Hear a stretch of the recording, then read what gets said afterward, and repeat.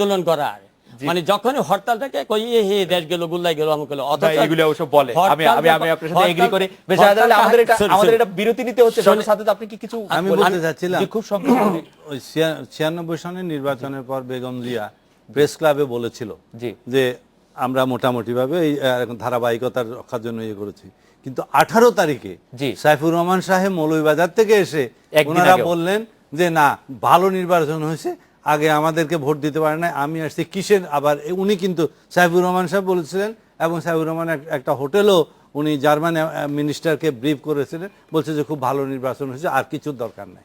বেগম জিয়া কিন্তু বলেছিলেন, বেগম জিয়া নির্বাচনের আগে হয়তো আলোচনার কথা বলেছিলেন, কিন্তু আমি বলতে চাই যে এটি নিশ্চয়ই নিয়ে আলোচনা হবে। আমরা এটা বিরতি নিয়ে আপনি প্রেস ক্লাবে ওনার বক্তৃতা আমরা এটা বিরতি নিয়ে ফিরছি।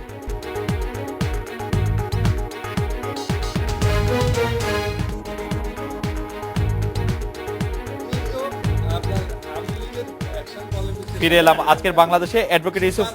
অ্যাডভোকেট ইউসুফ হোসেন হুমায়ুন যে সংবিধানের ধারাবাহিকতা রক্ষার প্রয়াস এবং যে কথা ব্যারিস্টার হায়দার আলী বলছিলেন, যে আপনাদের মধ্যে থেকে শিশু থেকে অনেকেই বলছিলেন যে এটি একটি নিয়ম রেখার নির্বাচন, আসেন আমরা একাদশ সংসদ নির্বাচন নিয়ে কথা বলি, সেই কথাটিতে আপনারা কেন থাকলেন না বা থাকছেন না বা থাকতে পারছেন না বা থাকতে চাইছেন না? সংলাপের কথা এখন বলা হচ্ছে, তাহলে আমার একটু পেছনে যেতে হয়। জি, you have to go back to কথাটা হচ্ছে সংলাপের ব্যাপারে। কিন্তু আপনার মনে আছে 5ই জানুয়ারি নির্বাচনের 2-3 মাস আগে থেকে তৎকালীন প্রধানমন্ত্রী বর্তমানের প্রধানমন্ত্রী একাধিকবার বলেছেন সংলাপের কথা, আলোচনার মাধ্যমে একটা গ্রহণযোগ্য নির্বাচন করে, but within the frame of the constitution.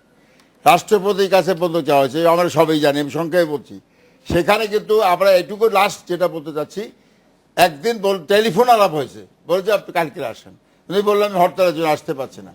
এই সংলাপ কালকে ছাড়া মানে ওই দিনটা খালি কালকে ওই দিনেই হইতো সংলাপ, তারপরে কোনো রেসপন্স আসে নাই। না ওই দিনে হইতো না। উনি আমার যতদূর মনে আছে যে বেগম জিয়া আরেকটি দিন চাইছিলেন, আরেকটি দিন কি দেয়া যেতই না, মানে ওই দিনেই আলোচনা। আমি আপনাকে বলি ওটা পরে that he was she is to give a date, not the prime minister.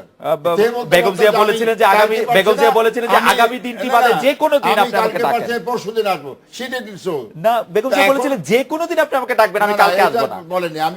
আমি জানি না, আমি আমার যতদূর মনে পড়ে আমিও জানি যেটা, সেটা হচ্ছে হি নেভার সেড সো। সে বলতে পারতো যে আমি কাল না পরশুদিন আসবো। আমি যে কোনো দিনের কথা বলেছিলেন। এটা তো ভেগ কথা, ওপেন কথা, ভেগ কথা, যে কোনো দিন রাখতে হবে, এটা কোনো কথা হলো তো না।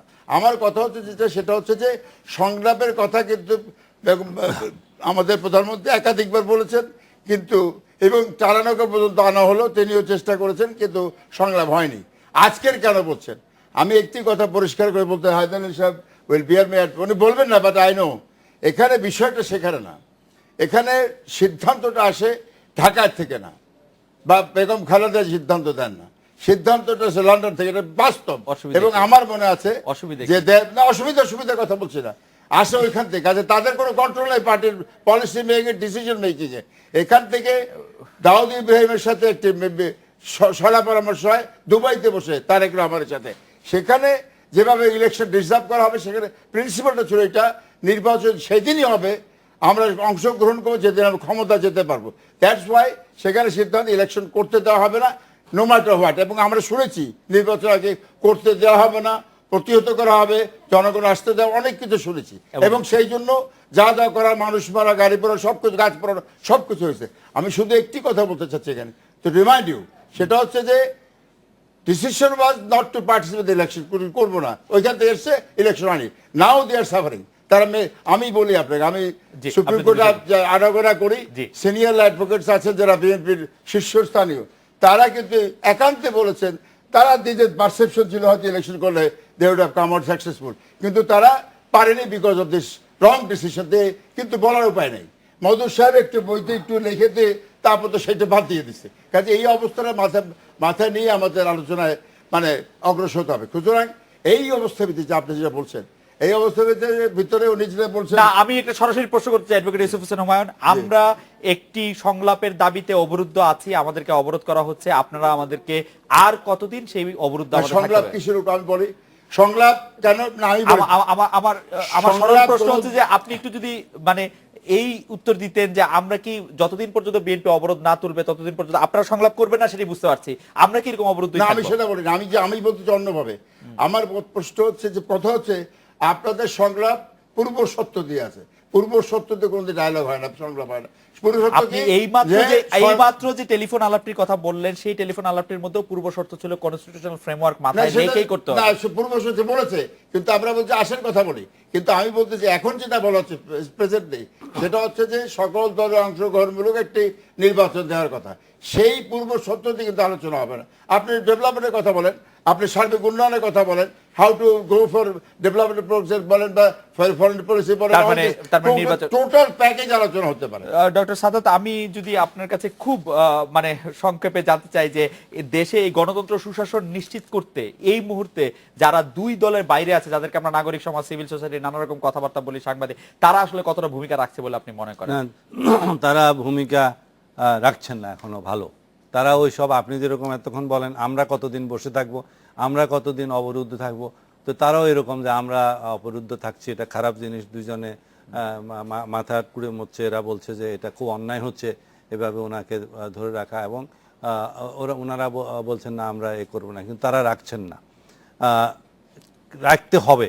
যদি অবরোধ থেকে, যদি আপনি মনে করেন এই সংকট মোকাবেলা করে যদি আপনারা মনে করেন কিছু একটা দেশকে উদ্ধার করতে হবে, তাহলে আজকে যারা বাইরে আছেন তারা রাখতে হবে। আমি নইমুল ইসলাম 2-3 দিন আগে একটা সাজেশন দিয়েছে, আমি আবার এটা রিইটারেট করতে চাই, কারণ তার সাজেশনটা আমার মনে হয়েছে যে এর মধ্যে কিছু বাস্তবতা আছে, একটু ঘেটে ঘুটে পরিশোধিত করতে হবে। সে বলছে বাংলাদেশে কি 200টা লোক নাই সিনিয়র টাইপের, যাদের কথা মোটামুটি পলিটিশিয়ানরা শুনে, যাদের কথা দুই নেত্রীও একেবারে উড়িয়ে ফেলে দিবেন না, শুনবে এটা বলে নাই, কিন্তু তারা একটা গ্রুপ ফর্ম করে, এবং আমি মনে করি 200 বেশি বলেছেন উনি, 20 জনের কি একটা আপনি লিস্ট করতে পারেন না, যে এই 20 জন লোককে আমরা দায়িত্ব দিলাম যে তারা দরকার হলে আরো কোঅপ্ট করুক, লোক একজন নেক, কিন্তু তারা এই ব্যাপারটা মোটামুটিভাবে দুই নেত্রীর সাথে যাবে, লিঙ্কেজ আছে, বিভিন্ন রকম লিঙ্ক আছে, এগুলি তো সবাই জানে। সেই লিঙ্ক ধরে তারা চেষ্টা করবে, যদি তারা অপমানিতও হয়, দেশের জন্য অপমানিত হইতে তো কোনো অসুবিধা নেই, কি আর অপমানিত করবে, তাদেরকে বলবে যে আপনাদের কথা শুনবো না, বের করে দেবো না, কিন্তু আমরা বোধহয় দায়িত্ব এড়াইতে পারি না। বিশেষ করে আমি এখানে বলবো সত্যিকারভাবে সাকসেসফুল হলে দেশের মুরব্বী শব্দটা ইউজ করছি, বিদেশি মুরব্বী, এই দুই গ্রুপের মানে ইন্টারভেনশন ছাড়া শুধু দুই পার্টির কোনোদিন হবে না। কারণ আমি তো বলছি তারা তো যুদ্ধ সম অবস্থার মধ্যে আছে, তারা তো একে অপরকে বিদূরিত করতে চেষ্টা করে। ডক্টর সাদাত, আমি একটু আপনাকে জানতে চাইবো যে আপনি কি সত্যি মনে করেন যে এরকম 20 জন লোক আছে যাদেরকে বিএনপি এবং আওয়ামী লীগ তারা মুরব্বী মনে করে, তাদের কথা ঠিক উড়িয়ে দিবেন এরকম মনে করেন? আমি নইমুল ইসলাম তো 200 বলেছে, আমার মনে হয় 20 জন পাওয়া যাবে, বসতে হবে। আপনি আমি এই 3-4 জন বসলো, আমরা একটা তালিকা করতে পারবো, আরো এরকম 15টা গ্রুপ তালিকা করি, সেখান থেকে 20 জন লোক দিবেন, যাদের সাথে বিভিন্ন, বাংলাদেশে তো সবাই সবার পরিচিত, কেউ একই স্কুলে পড়ছে, কেউ কারো দাদা একই জায়গায় পড়ছে, এবার বিভিন্ন রকম কানেকশনের মাধ্যমে তাদের কাছে যাওয়ার ব্যবস্থা আছে। আমার মনে হয় যে এটি নিয়ে নিশ্চয়ই বড় আলোচনা আরো হবে। ব্যারিস্টার হায়দার আলী, আপনি যদি একটু বলতেন যে যেখান থেকে অ্যাডভোকেট ইউসুফ হোসেন হুমায়ুন শেষ করছিলেন, যে আপনারা এখন সংলাপের দাবি করছেন, কিন্তু যখন আপনাদেরকে সংলাপের কথা বলা হলো তখন আপনাদের কাছে একদিন হরতাল করাটা বেশি গুরুত্বপূর্ণ মনে হতে থাকলো। কথাটা বলছিস জনাব ইউসুফ যে কথা বলছে সংলাপের কথা, এটার ভিতরে সংলাপ নাটক হলে চলবে না, সংলাপ খেলা হলে চলবে না। সেই দিন মানে বর্তমানে প্রধানমন্ত্রী যে কথা বলে একবার টেলিফোন ধরছিলেন, এটাই কি শেষ হয়ে গেল? কতবার টেলিভিশন ধরা, মানে টেলিফোন ধরে কথা বলা দরকার, শ্বশুরের দুজনে কথা বলা দরকার, অথবা বিভিন্ন সময় কখনো পিছানো অথবা আগে আসতে পারে। হরতালের কথা বলে তখন হরতাল চলতেছিল, টেলিফোন করতে পারতেন না। না, ব্যাপার হলো যে তারা তো সংলাপে বিশ্বাসী না, তারা সংলাপ খেলাতে বিশ্বাসী, নাটকে বিশ্বাসী। বেগম জিয়াকে একবার টেলিফোন করতে পারতেন কিনা? অবশ্যই করতে পারবে। সংলাপে সে পরিবেশটা তাদেরই সৃষ্টি করতে হবে, গোল তাদের হাতে, মানে বলটা তাদের হাতে। এখানে যে কথা লন্ডন থেকে ডিক্টেট হচ্ছে, নো, বাংলাদেশে বিএনপি সেখানে নেতৃত্ব দিচ্ছে চেয়ারপারসন বেগম খালেদা জিয়া, লন্ডন থেকে এখানে কোনো ডিক্টেশন চলছে না। আর আওয়ামী লীগের যে কথাটা, সেটা হলো তারা সবসময় ডবল স্ট্যান্ডার্ড তার মানে শো করে। তত্ত্বাবধায়ক সরকারের জন্য এত মানে পরিশ্রম, তারা হরতাল দিল 173 দিন, কিন্তু হরতাল হয়েছিল, সেই তুলনায় এখন 3 ভাগের 1 ভাগও হয় নাই গত 5 বছরে। আচ্ছা, হরতাল দিল, কিন্তু সেটা এবার পরবর্তীকালে কৌশলে প্রথমে কোর্টের মাধ্যমে তারপর সংসদ ব্যারিস্টার হায়দার আলী, আপনার কি মনে আছে যে 2006 সালে তত্ত্বাবধায়ক সরকার না, ত্রয়োদশ সংশোধনী জনগণের জন্য আমি প্রশ্নটা করি সংবিধান যেন জনগণ না হয়। প্রশ্নটা করে আমি বিরতিতে চলে যাব, আপনি জি। আমাকে বিরতির পরে সে উত্তর দিয়েন।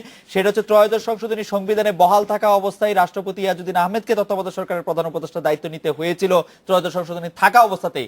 তা আপনি কি তখনই তত্ত্বাবধায়ক সরকার ব্যবস্থাকে ব্যর্থ বলবেন না? আমরা একটা বিরতি নিয়ে ফিরছি আপনার কাছে। মোটেই ব্যস্ত না।